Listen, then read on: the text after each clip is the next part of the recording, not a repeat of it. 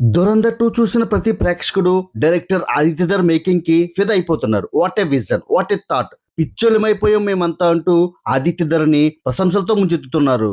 అసలు ఎవరి ఆదిత్యధర్, ఎక్కడి నుంచి వచ్చాడో ఒకసారి చూద్దాం.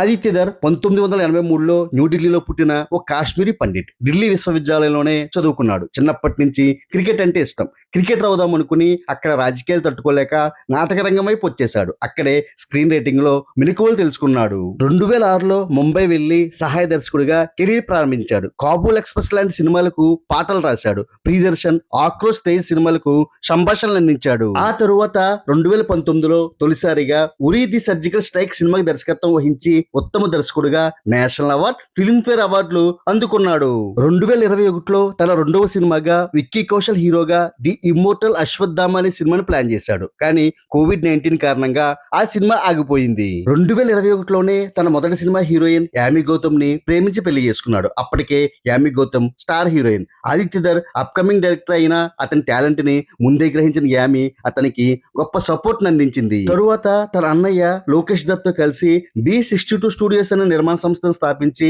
నిర్మాతగా, రచయితగా ఆర్టికల్ 370, ధూమ్ ధామ్, బారాముల్లా లాంటి సినిమాలు నిర్మించాడు. తరువాత 2025లో డైరెక్టర్ గా దురంధర్ తో సంచలనం క్రియేట్ చేసి ఇప్పుడు దురంధర్ 2తో మరింత సంచలనం క్రియేట్ చేస్తున్నాడు. ఇలా క్రికెట్ రావాల్సిన ఆదిత్యధర్ డైరెక్టర్ గా మారి ఇండియా టాప్ మోస్ట్ డైరెక్టర్ అయిపోయాడు. దురంధర్ 2 మీకు ఎలా అనిపించిందో కామెంట్ చేయండి. Like, share and subscribe cine master.